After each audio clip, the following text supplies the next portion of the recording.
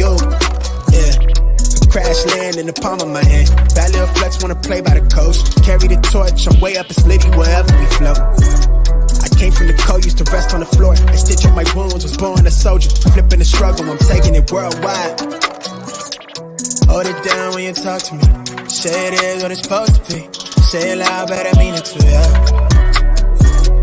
Talk that good when you talk to me. Say it nice and I give it to you. You know my word is bond, yeah. What we on now is wild, shit a trip. Yeah. Life is lit, take a breath. That's it. Now it's wild, this shit a trip. Life is litty, you shit a gift, bitch I'm him. I don't really lack nothing. Drip blackfish, hit the splash button. Niggas landlocked, too bad for him. And they liable to talk, but it's mad rubbish. It don't mean nothing. From the soil, trying to make it to the top floor of the penthouse, pink gang, something mad yes, bros. No sleeping, been a task rabbit, been a lab back.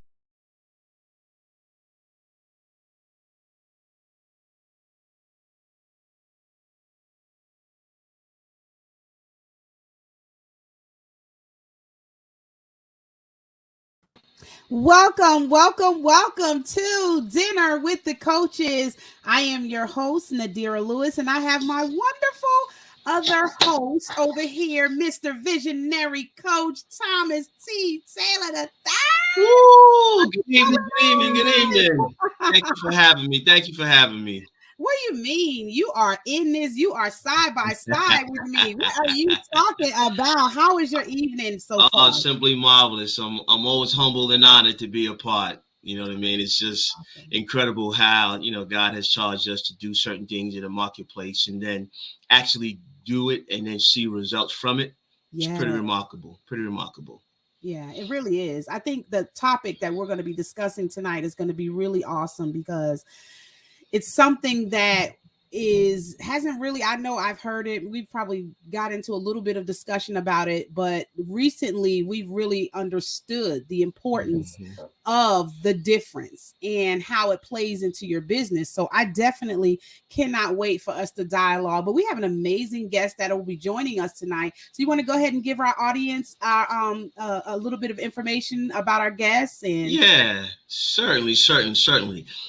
This is a young man, good friend of mine, known Steve for 15 plus years. We were involved in a men's group and we went to New Birth.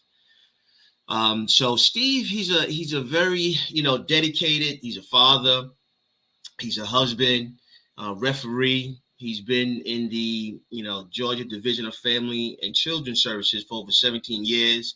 So that is dear to his heart, on the actual foster care and adoption side, right? So he's a man of God's own heart, very caring, very loving, and he gets things done, and really understands how you determine, where you are versus what you do, and then your gifts that kind of propel that. So this evening, ladies and gentlemen, we're going to dive a little bit deeper into something we've been speaking about. I know I had it on my Facebook Live for a week or so, and we get a lot of different feedback just out there in the marketplace, getting calls and speaking to people about it, because we really kind of tapped into something. And we're going to talk about this evening. Do you know the difference between your gifts and your skills? Right? That's very, very interesting in this environment, in the atmosphere that we're in, that's fast paced, and you can get caught up in the current of your skills. Wow, that's gonna be really amazing, and I can't wait for us to kind of dig into this. I want to also let you guys know, if you are watching us on YouTube, make sure you click the subscribe button, hit the notification button so that you can be notified every time we upload a new video. If you are watching us via Facebook, make sure you click like and share if you love and have benefited from the information that we have brought to you this far. So we're going to go ahead and introduce our guest, but before we do, we're going to go ahead and play this video, and then the next face you will see after that will be that of our amazing guest, Stephen Turner. So thanks, guys, for watching. We'll see you in a few minutes.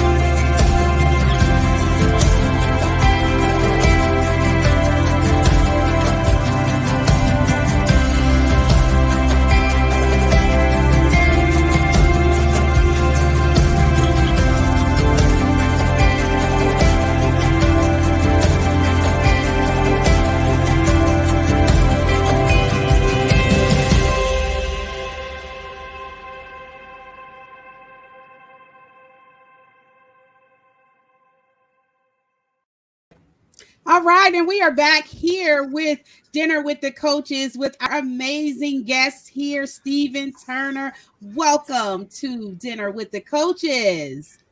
How y'all doing? Oh, I love this topic. Not only do I love the topic, I love the host and hostess. Oh, And also, I love this title, Dinner with the Coaches. Thank you. I'll go more in detail about that, Terrence, when you give me the opportunity. But I'm gonna stop there. I love everything about coach. That's a loaded word. Yes. Yeah. Amen. Well, I was just talking about in the introduction that, I've known you for, 15 plus years. I just kind of explained to everyone, like, you're a man of God, as well as a family man, father, have beautiful children, beautiful wife. You love the Lord, so you always put yourself in a position to win. You're out there, coach of your own, as well as, a referee in our local area here, and you love the game of football, so you're always coaching, right? So yes. That's very apropos. So this evening, we just want to dive a little bit deeper into when you're out there moving in the marketplace, just in society, right? And sometimes we can kind of get caught up in everything that's going on around us. Do you think, individuals, including ourselves, do we take the time to know the difference between our gifts and our skills? So what do you think about that, Steve? I think unless we're conscious of what our gifts and our skills are, we might just meander through it and think that, I'm just doing this because I'm gifted at this, or I'm just doing this because this is my particular skill. And it takes someone to connect the dots between what my skill is and how it can be applied to what my gift is. Wow. Can I give you an example? Wow, he want to get deep right out the gate, right? No, that's almost okay, like a 15 go ahead, man. That's a flag on the play. That's 15-yard penalty. Now, go ahead. Well, T, I never saw that what I do in the marketplace was a part of my gifting until it was explained to me. I thought, okay, well, I worked for the Division of Family and Children's Services. I worked in the court system. I worked in the school system. But once I found out that this was the specific mountain that God had called me to, then he was expecting me to employ this gift where I was. Wow. How many times do we wait, Nadira, to do something? We wait until, okay, I got to wait for this platform. But you're at the platform where you're at every day. You go to ball games every day. So it becomes incumbent enough to find out, God, how do I connect the dot to what I love and what I'm passionate about to where I go and what I do every day? So for me, it was a connecting of the dots between, God, I love going to football games. I love going to ball games. I love interacting with people. And he said, okay, I've been waiting for you to catch on to that. Let me show you how we're going to employ that. Bam. Wow. So question, Steve, like where did you get the wherewithal to even try to connect the dots though? Like, where did that come from? Did that come from a sermon, meditation, prayer? T, I can tell you exactly when it came. I'm telling you. T, this is gonna blow your mind. Look, so at church, our pastor, Bishop Eddie Long, was teaching us about the 7 mountains. Okay, the 7 mountains are media, government, education, economy, celebration, religion, and family. Wow. And we were taught that God has called us to one of those 7 mountains to give him glory in. So just because I might not necessarily pastor a church, God said, okay, well, pastor, where you at? See, oftentimes we're waiting for a physical place to go when he said, no, go where you're at. I work with families. I work with children. I work with men and women and look, boys and girls. God said, employ your gift there. Use the skills that I have taught you in your gift and build on them to win people to the kingdom. And you talk to them like regular folks. Wow. Now repeat those 7 again, Steve. For the people in the back, like myself. Okay. and look, I got this from a book called The 7 Mountain Prophecy by Johnny Enlow. And there's some other books out there. Oz Hillman has wrote a book about the 7 mountains. But here are the 7 mountains again. They are media, government, education, economy, celebration, religion, and lastly, family. So, Thomas, all this passion that I have for family, God was saying, you've been using your gift for my glory. I gave you that wonderful family to help them grow. And guess what? People look at you and guess what? They get an opportunity to see me. Yeah. People come to me and say, Steve, how do you do that? How long you been married? And those are questions that come from working on the mountain that God has called you to. Some of our greatest pastors are teachers. Some of our greatest pastors are Thomas and Nadira, who are working their gift where? On the mountain of media. Yeah, wow. You have given a place for the mountain of family to shine where? On your media mountain. So it takes us working together with our gifts. Guess what? To give God glory where we are. And look, all the thing we're talking about is gifts and talents and skills. Yeah. Wow. Yeah, that was a good way to start the show. I tell you that much, boy, because there's nothing like education. You know what I mean? Mm-hmm. and at least, you know, what I like about it is it gives our listening audience, you know, a little bit more clarity inside a framework to kind of determine, okay, where are my gifts inside of these 7 mountains? Have I applied those gifts there? And then which ones are heavier with skills? And then how can I be balanced inside of here? Right? Because, you know, we always strive for balance, and we know realistically, you know, for the most part, we're going to be out of balance trying to find balance. Right? Mm-hmm. It's just kind of the reality of it, because we don't really know and understand what that balance looks like, because especially with our generation, we were never taught that. Right. Mm-hmm. It was never taught to us. The majority of us, not everybody, just the majority of us. Right. So now when you look at it, it's like, wow, okay, now I have 7 categories to choose from. And you can take, anybody that's listening, you can take these 7 categories that Steve so eloquently stated, and then you can start to write there in terms of, from a percentage standpoint, what's the percentage of each one of these categories? Am I gifted versus skills? Mm-hmm. I'm going to do that myself. And it'll help you see where you may be out of balance or more heavier on one than the other. And it gives us something poignant to work towards. Mr. Nadira, yes. What do you think? Yes, absolutely. And I think most importantly, to lay the foundation for those that are watching. I was thinking I wanted to pull up the scripture, 1 Peter chapter 4, verse 10, because I think what happens is we have to understand exactly what it is. What does it mean when we say we're using our gift? And so when you look at 1 Peter chapter 4, verse 10, right? It says, hold on, let me pull it up all the way. Let me show you exactly. Hold on, give me 1 second. I want to read this. It said, as every man have received the gift, even so minister the same one to another as good stewards of the manifold grace of God. Mm. So when I think about our gifts versus our skill set, I want to lay the foundation that skill sets is things you learn, right? Mm-hmm. Things you learn on your own through education, right? Through observing other people, through something you acquire, right? Mm-hmm. But when you think about your gift, it's something that you're born with, right? And there's something that God puts on the inside of you so that you can be able to to, as the scriptures say, minister the same one to another.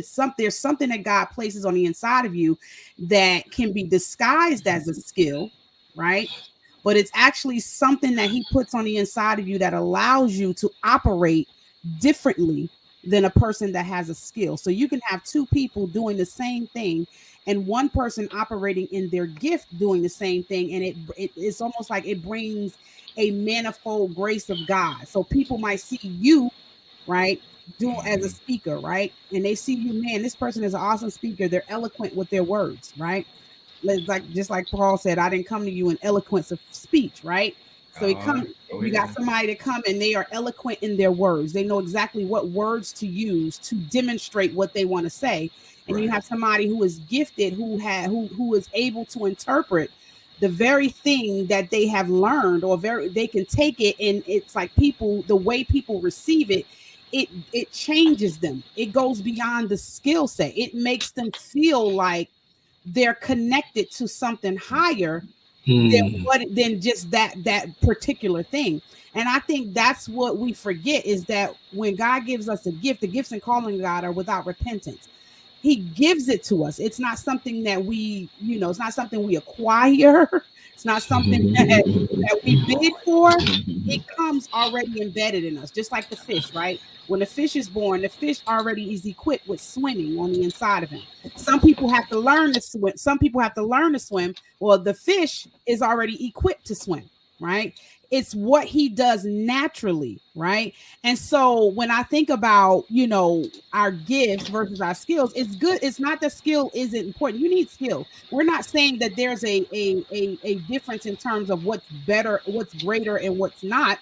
We're just letting you know the benefits, understanding the benefits of what a person does that's gifted in a particular area versus somebody that's skilled. And I told this to you earlier, Thomas, is that, in terms of even in the area of coaching, right? You have some people who are skilled educational wise. They come up with and have the best verbiage they can take all kinds of courses and stuff that will make them professional, right?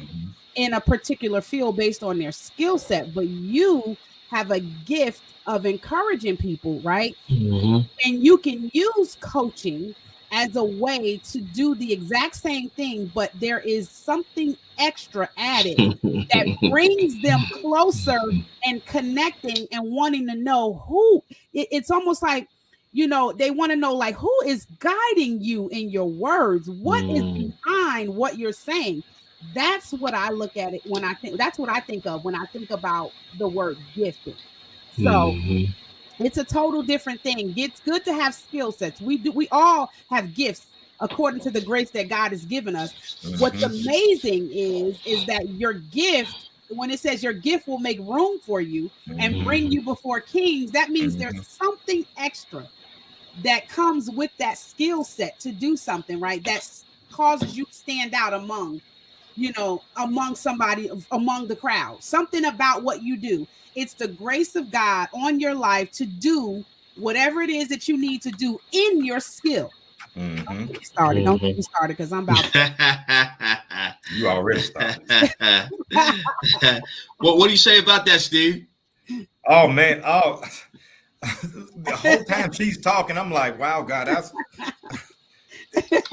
everything I was going to say. And I wanted to add one other thing, especially when you said, I wrote that down, Proverbs 18 and 16. I wrote that down in my notes. Of course. But I'm going to tell you one other thing that helped me find out what my gift was. And I was so glad y'all introduced scripture. Y'all decided to preach, so I can just do just a teeny bit, because y'all already done set it on fire. I'll never forget this as long as I live. Attorney Reginald Winfrey challenged me in a class we were taking for MIT. I never get tired of telling this story.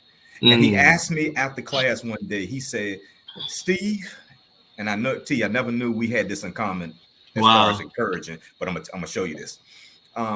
Attorney Winfrey, he cornered me and he said, Steve, let me ask you a question. Where are you in the Bible? And I said, what? Where am I in the Bible? I ain't never heard of no concept like that. What do you mean? He said, you need to find out. I said, where you at? So he told me where he was, and I said, really? Okay. Well, if God ain't no respect on the person, if he did it for you, he gonna do it for me. So anyway, I go and I ask God, I say, God, what is my purpose? I mean, where am I in the Bible? Now watch this. All my life, my parents, my mom and dad, my grandparents have always told me, anybody who knew me say, Steve, you are so encouraging. And I was like, well, that's what I'm called. That's what I like doing. I just feel it. And I feel God tell me to tell you something. So I tell you. So just keep that, just put a caveat there. Steve, you're always so encouraging. I heard that all my life. So I go to God and say, God, where am I in the Bible? 1 month went by, 2 months went by, around about the third month, I was reading in Acts how Barnabas' name was Jonas or John or something else, but the disciples renamed him Barnabas because he was so encouraging. Bam, right there. God let me know there. Steve, there you go right there in the Bible. Barnabas, yes. Barnabas means the son of encouragement. So wherever I see Barnabas, wherever I see encouragement, God let me know that's where you are. Now here's what my gift is in the marketplace. Nadir, when I see you running your race, Thomas, when I see you running your race, I see Khadijah, when I see you running your race, guess what? God will say, Steve, go position yourself over there. She's gonna be coming around mile marker 87 in a few minutes. And when they run it, God said, go get him the water, go get him the water, go get him the water right now. And I hand you the water. You keep on running. And God said, okay, go back and get some more water. I'm gonna tell you where to go next. My God-given gift is to help people get to where God wants them to get. Wow. That's what I'm called to do on the Mountain of Family. That's what gives me passion every day. Wow. Yeah, that is incredible. That's awesome. You know, that's really awesome. You know, and it ties right into what I spoke about this morning, right? So I want to break down some of these things that were spoken about, right? So this morning when I talked about understanding your gifts, right? I talked about three things. I talked about thinking, right? And you spoke about that. Right. Then I talked about believing. Right. So somebody questioned you, and then it increased your belief in something that you never really thought about. Right. And then I talked about stories. Now I wrote that down again because I want everybody to catch this. When you understand where you're gifted at, it's imperative to build a story around that. If you just heard Steve, he told you a story how he got to a place of understanding of who he was in the Bible. Now, why is that significant? That's significant because when Steve goes out, even into the marketplace, to distribute and test his gifts and skills, I'm gonna use both, and skills to get feedback. Number one, he can start to differentiate between the two, right? And then number two, he can start to anchor himself in that story, because what he did was he built a story around his gift, and that became his why, ladies and gentlemen. Now, I want to tell you why that's so significant. That's significant because when the storms of life hit Steve, and I'm going to tell you a storm. Steve was on the field doing what he loves to do, refereeing, running down the field, and a player got in front of him and got tripped up. Steve broke his ankle, okay? He was out for almost a year, right? Had reservations about going back on the field. But there was a still voice inside of him that told him to get up, do it again. Now, why is that significant? Because when life hit him, Steve could have quit. He could have threw his hands up at any time. But this is what happens, ladies and gentlemen. He understood his why. His why almost And I know at some point his wife made him cry. He about to cry now, look like, because he's understanding, because it gets emotional. But it becomes his why, and nobody can take that from him because it's his story. Mm-hmm. But why is that significant? That's significant because he understands his gift. So Steve may have wanted not to get up, but his willpower, understanding he's like Barnabas. So guess what? If Steve is not on the field, how can he encourage people? Because he's not in their presence. Steve, I'm gonna let you go before I ask the question. Go ahead, because I see you fidgeting, you itching right there. Go ahead, jump in. Man. When you were talking about story, and I was trying to hold back, man. The reason the story is significant, and I'm glad you hit on it, is because people are going to come to you. They're going to come to Nadira. They're going to come to Khadijah. They're going to come to whoever and say, hey, how you do that? How did you bounce back? Yeah.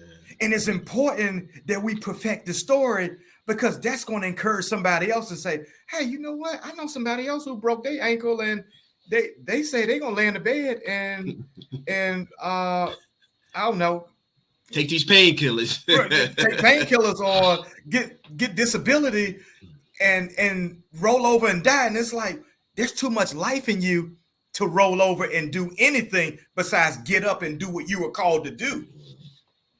The word says in Revelations 12:11, and they overcame by the blood of the Lamb and what? The word of their testimony. Or as T said, this story. Yeah, and that is so significant, right? I'm gonna tell you, that is so significant, because we're all, life happens to everybody, okay? But if you listen to what Steve is saying, before that part of his life happened, he identified certain things. He identified he had the ability to encourage and inspire people. That is really significant, because what he does with that is he takes that, he takes that into the marketplace, right? Because Steve has over 17 years experience dealing with family. Do you think he utilizes his gift to encourage those families not to give up? To encourage those young kids not to lose hope? Do you think he tells them his story of how he got here and how he's able to still manifest certain things? Because it's the driver, it's the push when we all want to give up, right? So just think about it, ladies and gentlemen, for a moment. What's your story around, if you understand and know what your gift is, what is your story that got you there? What is your story that anchors that gifting, right? Because the gifting, not the skill, ladies and gentlemen, the gifting will be challenged, because the gifting is in direct proportion in your faith and your belief. How much do you believe you're the one? How much do you believe that you can help somebody, that you can encourage somebody when life shows up for you? Now we're at the bottom of the hour, and we're going to take a pause for the cause, and we're going to go to a commercial break, and then we're going to come back, and we're going to get a little bit deeper, because this topic right here is very, very important, because I've spoken to people and their inner man, their spirit man is empty, and they're at a crossroad in their life to make a decision. And this is one of the challenges with making that decision. And then we're going to come back. One of the challenges is, for the most part, unfortunately, we have a either or mentality. Either I'm going to do this, or either I'm going to do that. I really want to talk about having a mentality to figure out how to do both. How to maximize my skills and accentuate my gifts. because somewhere in that book, around that Proverbs 16, it talks about room and your gift and great men. And they see too much about skills. So if we want to get to great men, how is that possible? And one of my favorite motivational speakers, Mr. Jim Rohn, he was asked a question. He said, Jim, they said, what is the key to greatness? And Jim Rohn says, service. He says, service is the key to greatness. Now, where do you think service is tied to? Your skills or your gifts? Wow, that's amazing that you said that. I want to say this too before we take a commercial break. It's just like bubbling on the inside of me. I'm like, okay, God, I hear you. The thing is that what we have to realize is that skill has nothing to do with the other, right? And even though they can coincide with one another, one has nothing to do with the other, because our gifts, when you look at this, and I want to read this because this is so important. We forget that the whole reason for us coming into the world with our gifts and us being able to identify those gifts is so that God can be glorified. It says it, that he can be glorified in all things, in your skills, in everything. So you can, it's different when it's somebody who's just operating in a skill and they're you can still, you can help people, you can learn how to help people. But when it's your gift, it's something that God places on the inside of you so that he can be glorified, right? Mm-hmm. And I wanted to read this. It says in 1 Corinthians chapter 12, verse 4, it says, now there are varieties of gifts, but the same Spirit. Mm-hmm. And there are varieties of service, but the same Lord. And they are varieties of activities, but it is the same God who empowers them all in everyone. So the gifting that God gives us, people might say, well, how do I know what my gift is? And we're going to talk about that in the next segment as Thomas takes us deeper. But I want you to understand that your gift is the enabling power that God gives you to do something that brings him glory. So if you are a coach and you are operating out of skill, you may do well in helping people out of a temporary situation. But when you're operating out of your gift, right, there's an extra something there that God gives that opens up their people's lives so that God can be glorified, which means you might be able to go in a little bit deeper. Some people might think, some people might equate, somebody who's operating at the level they gives to somebody who may have a particular degree in a certain area. And you can go but so far, you can learn certain things, but the gift takes you to the source of why you are and who you are in everything that you do. So I just wanted to say that and really get that out there, because I know there's probably a lot of people watching and probably thinking, well, I can learn how to do that. I'm a psychologist, I'm a sociologist, I'm gonna do this. They're seeing things you can learn how to be skillful in some things, but the gift of God is what God reveals to me without me having to go to 8 years or 10 years of school to know what you know. So as the example I gave in the fish. So we're going to be right back. If you are watching us if this is your first time tuning in, welcome. And we want you to make sure you put in the comments, let us know where you are watching from, and let us know if you know what your gifts are. If God has revealed to you what your gifts are. And if you are not familiar with your gifts, stick around. We're going to help you identify on how to be able to identify your gifts and talents. So we'll be right back after this. I want you to remember that God's created everything you see. He breathed it into existence. You remember when his people were caught up in slavery? He rescued them. What he did was he parted the sea and he made a way for them, and then he delivered their enemies to them, and he unlocks wombs, and he provides water from a rock, and he provides manna from heaven, and he brought down the walls of Jericho. He froze the sun, allowing victory. He's toppled giants with tiny stones. He's brought fire from heaven. He's shut the mouths of lions. He preserved life in the belly of a well. He's fed thousands with a few loaves.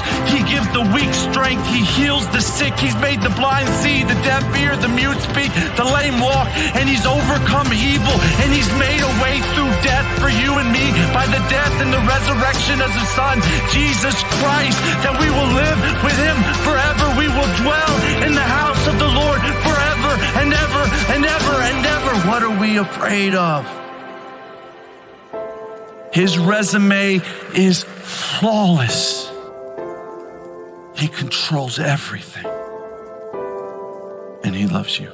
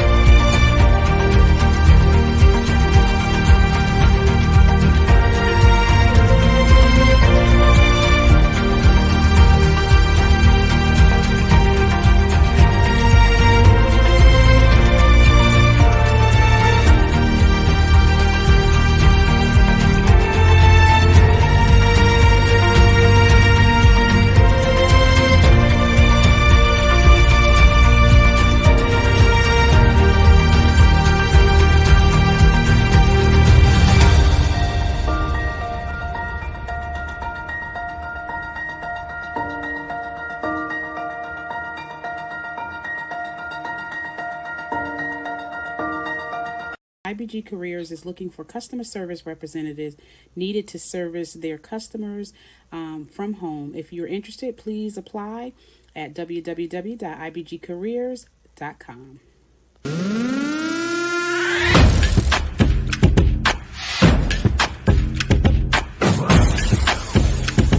Let's work. Yo, it's go time, showtime, never backing down time. One shot, yo, make it count, yo. Crunch time, shine time, make this moment my time. Running a successful business does not have to be hard. It just takes the right tools, mindset, and implementation of the things that you've learned in order to be able to communicate it effectively to the marketplace. Join me and so many others in the Becoming a Woman of Proverbs Wisdom Academy as I share with you through different classes that I host every week on on what things you need to know in order to make your business thrive in the marketplace. So make sure you click the link below and I'll see you on the inside.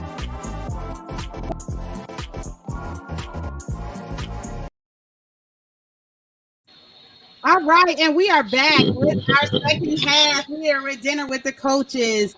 And if you are watching us for the first time, make sure you click hashtag replay and go back and watch it from the beginning, because I'm telling you, we've been talking some good stuff. I'm telling you, right, Thomas? Yeah, of course, boy. This is getting deeper and deeper, man. I'm sad that we only have 20 minutes left because we want to be respectful of everybody's time. Like I told you, it goes fast. Hey, Steve, what do you think about those awesome commercials with my girl, Miss Nadira, boy? Oh my gosh, I haven't been busy enough. She's amazing. She got a whole school. She got a school. I'm like, wow, God, I need to get busy. Even when you said that about the website, I was like, don't let nobody tell y'all nothing. Men can produce babies. It's called his spirit, man. It was doing cartwheels. It was like, Steve, you got to stop procrastinating, man, and get it on the road. I got a book that I'm finished that I just need to be done. I mean, it's written already. Wow. Awesome, boy. Awesome. Okay. Well, hey, nothing happens by accident. You know what I mean? I always told that, coincidence is God's way of staying anonymous. You know what I mean? So I like that. Yeah. We have you on the show for, look at that. Wow. for a reason. And that reason is higher than what we know. Right. And that's why we are very, very obedient to the things that he places inside of our spirit, and we move. So I want to get one level deeper, right? So once individuals have identified their gifts, right? So hopefully our listening audience actually is starting to write down certain things and understand how you kind of get to that point of identifying your gifts. Mm-hmm. How can we transfer our gifts, right? Once we identify them, how can we transfer that into the marketplace? And I'm going to tell you why that's significant, because we have to earn a living. That's just the environment that we're in, okay? But sometimes we get to a place where we have a crossroad, and I know some people have done it, right? They jump from their avocation, from their job. They left their job and they went and did what they felt that they was gifted in, okay? So if we have individuals out there listening, Steve, what's some words of advice that you can give an individual on how do you take that gift and monetize that gift, right? And then start to practice that to where now you're building a bridge. And then when that monetization happens with your gifts and it equals what you're currently making in the marketplace, now you can make that decision to cross over that bridge, right, into that other space. Or some people just burn the boat, jump, swim, and they go across to the other island. You know what I mean? So what's your take on that, Steve? Wow. Thomas, I think you answered the question. Look, in your explaining, I believe you said what the answer is. And I believe sometimes people have a tendency to jump out the boat too fast because of great enthusiasm. Hey, I got this gift. I'm quitting my job and I'm starting today. And one day, Miles Monroe came to our church and he talked about how don't quit your job because you found out what your gift is. Continue working and maybe provide resources for your new job or whatever you're practicing until you perfect it. And then maybe if you want to, quit your job and then start working in your gifting, but find a way, like you said, to bridge the gap, to practice in the marketplace. That's my answer. And that's what I'm doing. I mean, because I love doing what I'm doing, I'm not going to jump ship because God's still using me where I am until, guess what, the transition happens and maybe he bring me to start doing something else. But I'm not going to prematurely jump out because I'm anxious. Yeah. I'm going to stay where I am until I maximize it. That's a good word. And that's interesting. So I'm going to share my story with everybody, and mine it is just that. Not even it is just that, right? Like I knew I was gifted in the ability to inspire people, right? As well as, prophesy, like certain things. But when it came to actually creating something to monetize that, I kind of slowed down a little bit because I didn't really understand how to utilize that gift in the marketplace, right?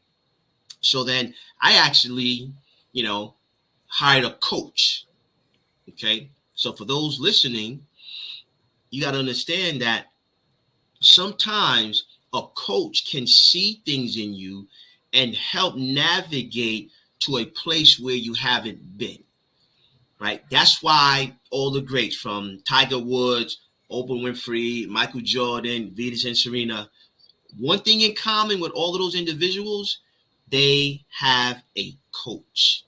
Even if they're on the top of their game, they have a coach. If you ever watch Venus and or Serena play tennis, whenever they mess up, where does the camera pan?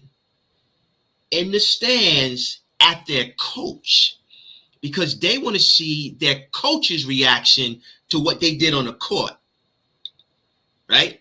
So fast forward, my coach challenged myself and our community, in our class, to go live. If we say we're coach, or we say, we do certain things, Don't be a secret agent.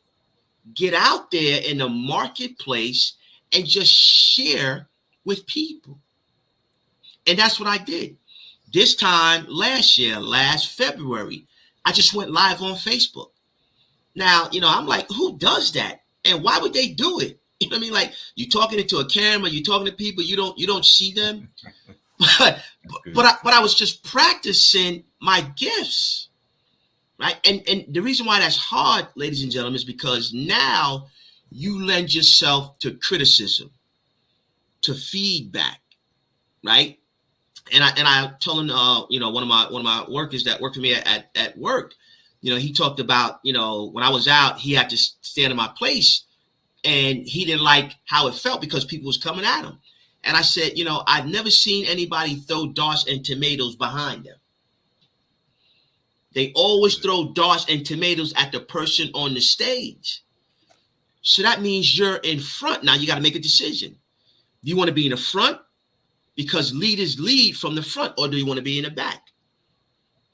Because when they start removing people and consolidating, they start in the back. They don't start in the front. So when you understand your gifts, it's about positioning.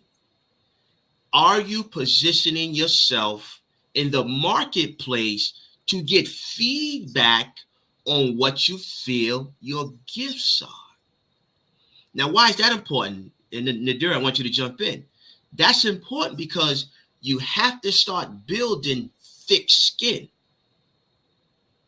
to deal with the adversity, the criticism, and the negativity that's going to come to test.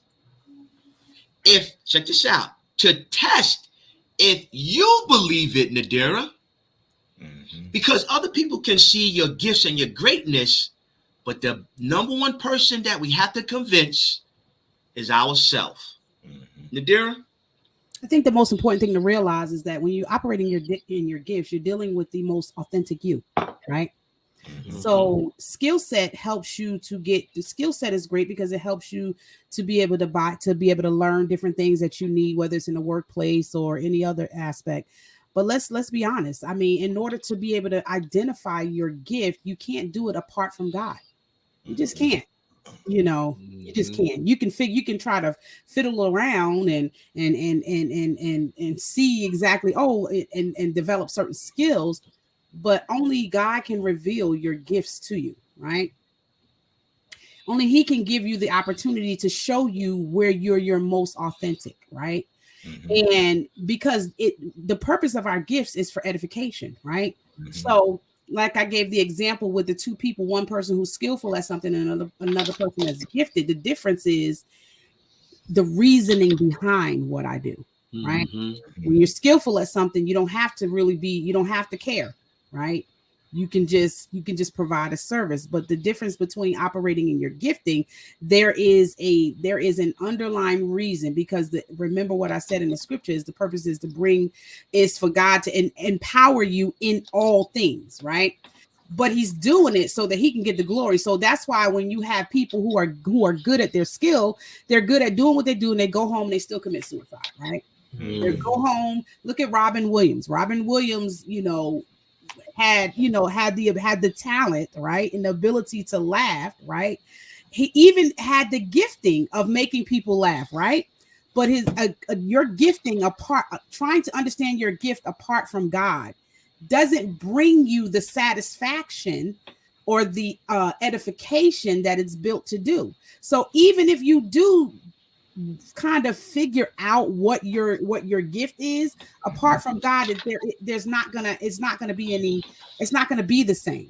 It's not gonna be the same. And that's why you have people who are both skillful and gifted in certain areas of their life. But when you try to operate in your gifting apart from the one who gave it to you, you're disconnected from the source, right? And we all know what the scripture talks about, being connected to the vine, right? When you're disconnected, right, your power only lasts for so long. Right? If I unplug my computer right now, and if I'm on a laptop and I unplug my computer, right, I might be able to last for a couple hours, right? But until I plug back into the source, then I'm operating on borrowed time. It's just a matter of time before my skill set gives out. There's only a matter of time before my peace runs out. There's only a matter of time before what I thought was bringing me satisfaction runs out, right? But the minute I connect to the source, I can continue to do what I've always been doing, right? And you will still benefit from whatever it is that I bring. But the minute I disconnect from that power source, it's a total different ballgame. And some of us are operating on a low battery, and we're just about to be shut down. And that's what happens when people get to a point where, and I don't care what anybody says about this, I have lived this in my own life, and I've seen it, right? Where people will try to operate on battery power for 2 hours, right? and they'll be, and you will look at them and they appear to be, but don't realize that their light is getting dimmer. What happens when y'all don't start at me? I'm telling y'all. When the power gets low, it gets dimmer, right? The lighting gets dimmer. And that's what happens to some of us when we get at the point when we're at our breaking point. Our light is getting dimmer because we are disconnected from the source. So we are operating. It's just a matter of time. You can be operating at your peak, but as soon as that battery level get low, it shuts down. Lights out. Steve, what do you got to say about that? That's a good point, Nadira. That's awesome. I can't get Nadira's example she gave when she was talking about the fish. God created the environment, and guess what? Once he put the fish in it, the fish came alive. Ain't nobody had to teach him. He didn't have to go to swim school. He didn't have to go to Breathe Through McGill school. Once God put him in this environment, he thrived. Thomas, I had the opportunity. I told you I work for the division. I had to serve as our agency's Wednesday's child coordinator. Okay. And one of my first opportunities in serving there, I had to jump in the Georgia Aquarium with somebody who wanted to be a scuba diver or something. Wow. So I was in their environment, Nadira, and this great big old whale was coming towards me. And I'm like, oh my God, this thing is big as a school bus. He about to run into me as I was in the cage. And guess what? He just glided past me like, man, I see you, man. I ain't got to fool with you. Why? Because he was in his environment. But here's what I got to say about that. God said, I'll make room for you. So what? And bring you before kings. And God is saying, I'm waiting to bring you before kings where you're going to thrive. But he's waiting for you to go to him to find out what your gift is. God wants us to thrive. So that's the reason why he wants us to come to him to find out what we were born to do. Wow. Ladies and gentlemen, I hope you're getting a whole lot out of this, right? And we can go on for hours. I promise you we can. But I'm just going to touch on, before we kind of wrap up a little, I'm going to touch on to help those individuals that's listening. So what happens if you don't know what your gifts are, right? We could have individuals that's listening and don't know. Somewhere in those scriptures that Steve and Nadira and myself was talking about, if you move over to Matthew, somewhere in that 7th chapter, 7, 7, and 8, it talks about 3 things. It talks about asking, seeking, and knocking. It just talks about ask, and it shall be given to you. Seek, and you shall find. Knock, and it shall be opened unto you. So if you're watching, if you listen to this broadcast, I'm pouring out my heart to just ask, because it's just that simplistic. It really is. Just ask. And somewhere in there, you'll start to get an answer. See, in this fast-paced environment, everything we gotta go. Just slow down for a moment, get into a place of meditation, and ask. Now, when you receive it, fear might kick in to dispute it, but receive it though. Once you receive it, start to test it. Okay?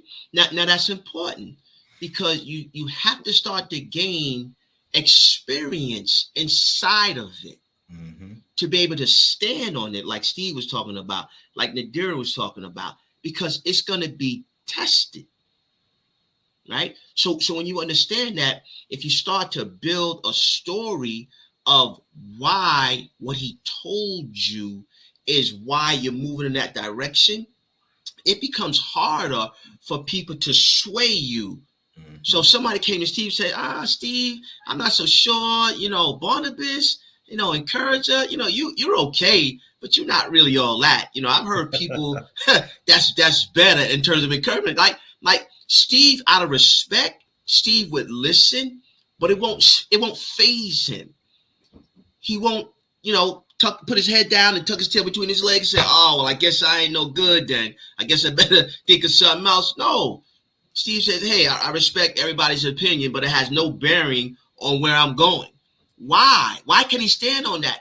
Because he understands what his creator told him. Right? It didn't have to pass through a filter to get approval before it came to Steve. No. Because Steve has direct access. We're not talking about, church, everybody. We're just talking about a connection. And if you want to know what your gifts are, we have to ask. Because if we don't ask, how are we supposed to know? What will happen is we'll start pouring time, pouring money into what, Nadira? Our skills. Our skills. And it's key. And key thing I want to re-emphasize is that there's a reason that there's more to it, even in the asking, right? You have to be still so that God can reveal to you what to do with those gifts, right? Show you what environment to be in. Because sometimes, like what Stephen said, when you get in the right environment, your gift, you put the fish in the water, he doesn't have to be taught how to do it. So the focus is to put yourself in the right environment, right? Put yourself in the right environment so that your gifts can be revealed, right? So that when you're asking, you're not asking amiss, right? You're asking and then positioning yourself to be able to to blossom, and to be able to do it authentically without the struggle or the extra work that skill needs to be able to operate. See, you need to, in order to operate in your skill, you have to learn, right? You have to function a certain way you have to function within a framework, right? With skill. With gifting, you operate specifically based on your authentic self, who you are, right? Who God has originally made you to be. Like in the example of the fish doesn't have to be taught. The fish can just be thrown in the water in the right environment and it blossoms. When you are in the right environment, you will blossom and your gifts will be revealed. God will reveal your gifts. I know for me, for an example, I spent many years thinking that my gifting was my skill. So I put more emphasis on trying to get more skill, right? Thinking that is where I'm going to be the most efficient. And I realized that those skill does help, right? Skill is good because it helps you to do whatever you need to do, whether it's on a job or anything like that. But when you operate in your gifting, there is a contentment that comes, and and not only a contentment, there's a perseverance. You can do it when you're tired. You can do it whether you feel like it or not. Skill just gives you the ability to just do it. It doesn't give you the activation to do it when you don't feel like doing it. Yeah. When you don't feel like doing it, when you have a skill, you don't feel like doing it. You can just call out from work and be like, I'm not coming in today. I don't feel like it. But when it's your gifting, you can't sleep until you do it, because ultimately that it is for edification and it's for him to get the glory. So you can't rest until you do it, and you do it with such a spirit of excellence, right? Because in your mind, you're aware that you're not doing it just for you. You're doing it for edification. So if I can if I can put you in the right environment and get you in the right place, you won't have to, when you ask, you'll just blossom. That's right. And you'll realize, like, dang, I didn't even know I could even do this. There's some stuff I do. I'll be like, dang, I didn't even realize I know how to do that. Yeah. And you know why that's so significant? And then we're going to let Steve, kind of wrap us up. that's so significant. And ladies and gentlemen, hear me clear for a moment. I think one of the reasons why we stray away from this topic, and Steve, you're more than welcome to come back to continue. You know, we can get a little bit deeper. You're more than welcome to come back. But one of the reasons is, he likes that, right? One of the reasons is when you ask everyone and when you find out, now you become responsible. Yeah. You see, and that's so key. And I know we're at the top of the hour, so we can't get too deep, but that is so key because most people do not want to be responsible for that gift because it's something called the RAS, reticular activating system. And what it is it's a part in your brain that says anytime you've been exposed to a thought or an idea, your mind can never go backwards. So once you ask and you identify with what it is and you become responsible, you can never erase that from your mind. You can't strike that from the record. And now it gets scary because now you're responsible. And this is what happens, ladies and gentlemen, in the still of the night, in the calm, when it's quiet, when nobody's moving, when it's 2 o'clock in the morning, it's tapping on you. It won't let you sleep. It's tapping on your consciousness. Everywhere you turn, you hear somebody talk about that gift that you only talk to God about. Everywhere you turn, there's a conversation that you're not involved with that you passed, and they're talking about that thing that keeps knocking. It won't go away. You close your eyes, you think you sleep, but it keeps knocking, keeps tapping on you because it's so buried, it's so deep into your subconscious that it's not in your conscious because you discovered a part of you. That's your subconscious. It keeps knocking until you answer the call. Steve? Wow. And Thomas, please can I come back and hang out with you and Nadira? I don't care what the topic is. I'm gonna be real short. Just 30 seconds.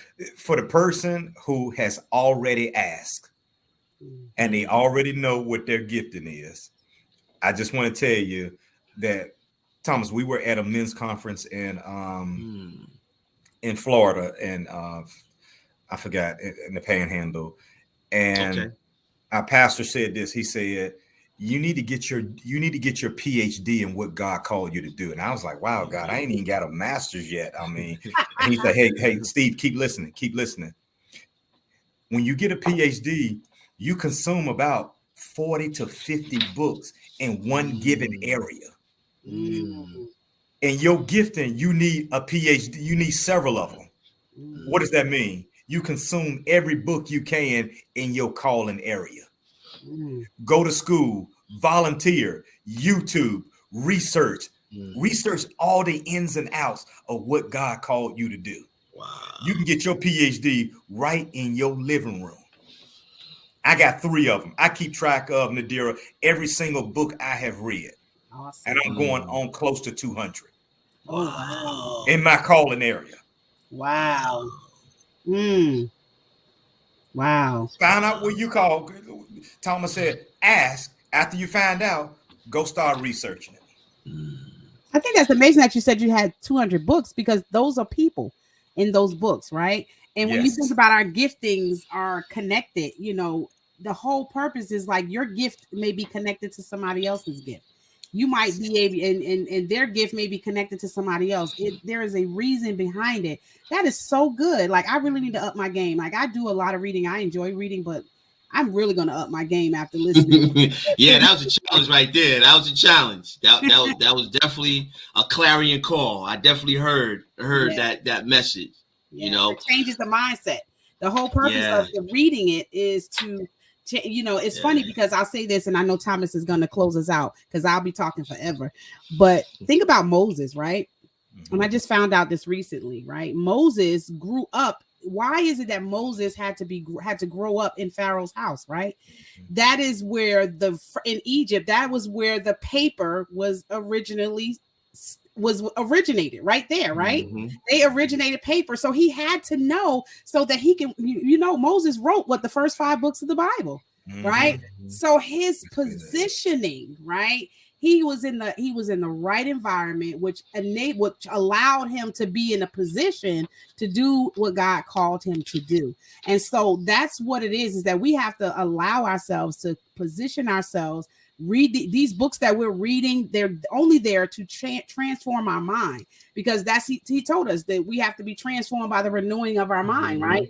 The more you renew your mind, the more it positions you in the right environment, right? You'll know which direction I need to go in, right?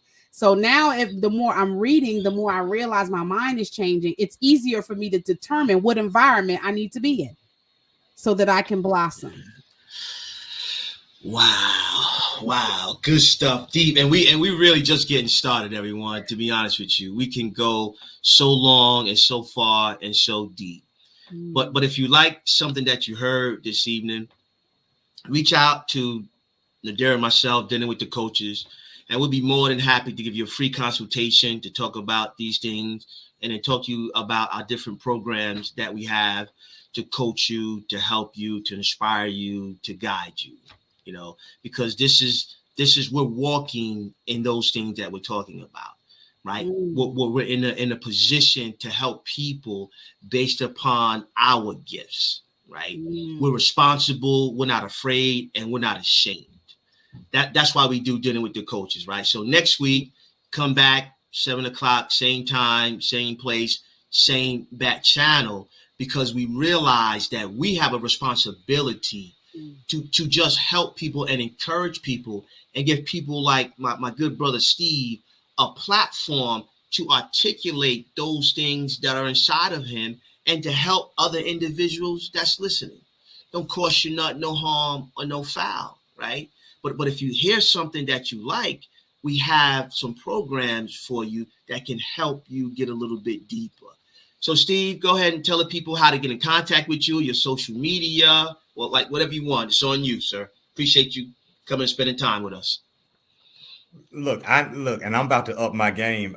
You can follow me on Instagram at faithfulfather_15.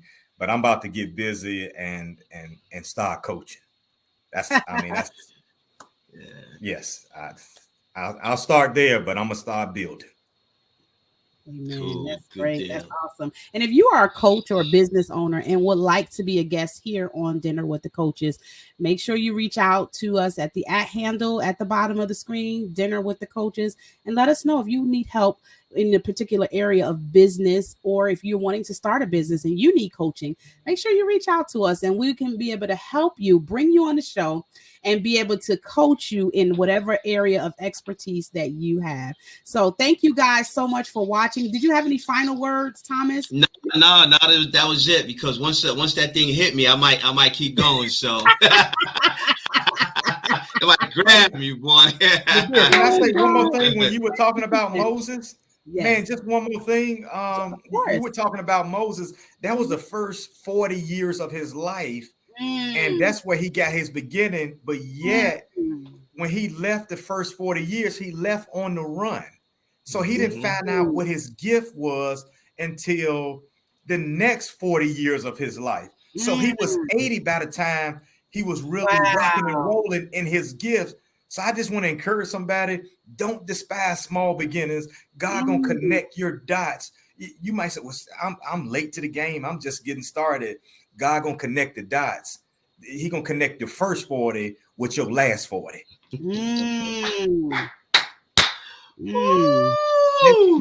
I like that. I like Good that. stuff. That's so good. I'm gonna chew that one up my own self. Well, you said it. You started it. Amen. And I just want to also say, just like if you watched our very first broadcast, was talking about unpacking your gifts. And in that broadcast, we talked about how there are different levels of, there are some gifts you can identify on your own, right? And then there's some gifts you need specific tools to open. If I go into Walmart or any other store, in order to unlock that particular gift, I need a special tool, right, to be able to do it. Then there's some gifts that need professional unpackaging, right?